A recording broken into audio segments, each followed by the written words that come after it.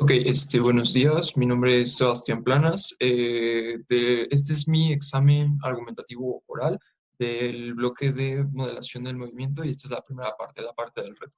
La primera pregunta se me preguntan las variables físicas que usaría para el problema del auto en Tesla. Las variables físicas que utilizaría sería primero la diferenciación del tiempo, la posición, el tiempo, la velocidad, la aceleración, el coeficiente de arrastre, la masa, el ángulo de giro y estas son porque con estas variables físicas que están en muchas de las fórmulas de MRUA, de movimiento rectilíneo uniforme, pues es posible sustituirlas adentro de las fórmulas y con estas comprender cómo es que se va moviendo el auto y cómo es que va funcionando. También es muy importante la de posición, la de velocidad o la de aceleración, tener al menos una de cada una porque, bueno, tener al menos una dentro de tu problema, porque con estas puedes saber las otras, porque la relación entre la posición, la velocidad y la aceleración, pues es que son las derivadas y las integrales entre ellas. Con estas variables físicas podemos obtener los vectores que nos permiten armar las gráficas y bueno, estas son las básicas. La segunda, estas variables físicas, ¿cómo se calcularían?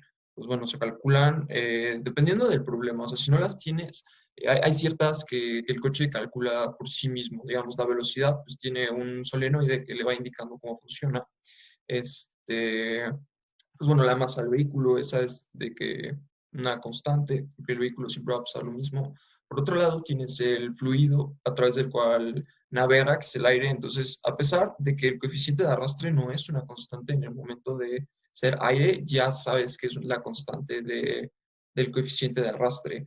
Eh, y bueno, el tiempo es medible por el auto y todas estas variables físicas son sustituibles, como ya mencioné antes, en las fórmulas de MRUA.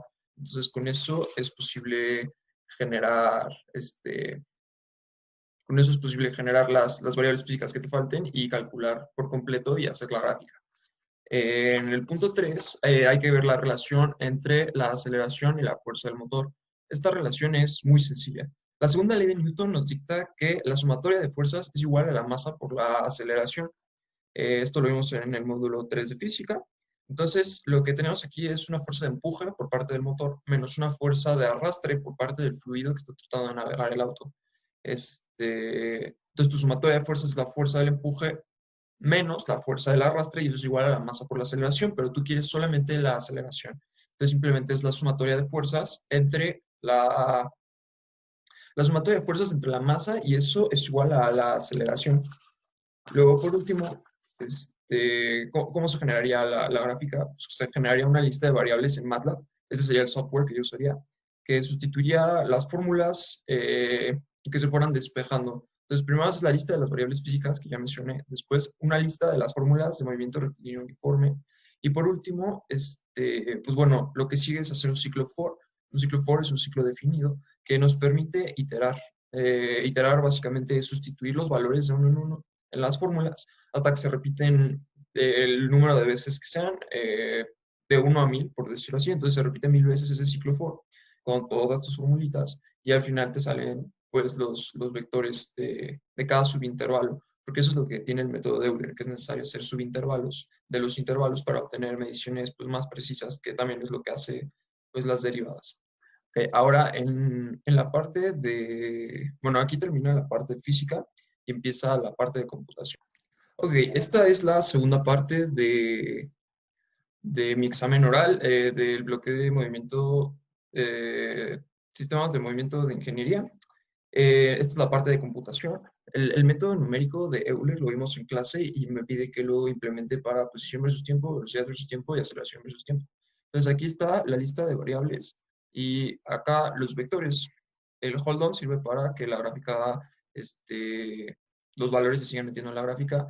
Este ángulo es el ángulo de giro y bueno, la posición en X y la posición en Y. La fuerza de empuje, muy importante, y empieza el ciclo, el primer ciclo for, que este es el ciclo de posición. Entonces, todas las formulitas se van a iterar del 1 al 1000, entonces van a pasar por el ciclo y vuelven a empezar, y vuelven a empezar, y vuelven a empezar. Entonces, cada valor se suma al anterior y se hace una sumatoria de todos los valores sustituidos. Eh, Después, pues ya sale el fin del ciclo, el plot para generar la gráfica. Bueno, esta gráfica se genera en dos partes. Se genera la primera parte, que es el movimiento constante, y después genera el giro del auto. Y después, para la gráfica de velocidad versus tiempo, pues se aplicó igualmente un ciclo for, donde se sustituyeron todas las fórmulas de movimiento rectilíneo uniforme y se obtuvo pues la gráfica de la velocidad contra el tiempo, haciendo lo mismo con la de la velocidad, la de la aceleración. Una disculpa.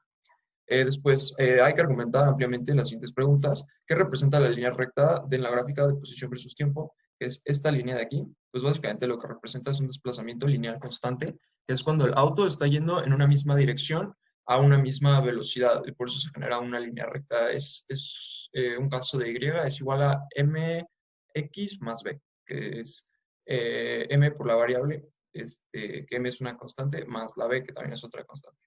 Entonces, ¿qué se representa en la gráfica de velocidad versus tiempo en el intervalo de 50 a 200? Pues esto es muy sencillo. Cuando llega en el punto 50 segundos del tiempo, lo que pasa es que la velocidad se vuelve constante. Entonces, por eso se ve una línea recta. Se queda en 7 metros por segundo. Entonces, cuando el coche llegó a 7 metros por segundo, no bajó ni subió la velocidad. Se quedó en la mismita velocidad de 7 metros sobre segundo. Y esto mismo se puede ver reflejado en la gráfica de la aceleración contra el tiempo. Eh, pues bueno, no, aquí nada más que me pide desde el intervalo 0 a 50. Que justamente podemos ver la relación, porque si la aceleración pues baja, pues la velocidad se estanca. Entonces podemos ver que en los mismos 50 segundos que la velocidad alcanzó una constante, la aceleración se convirtió en cero.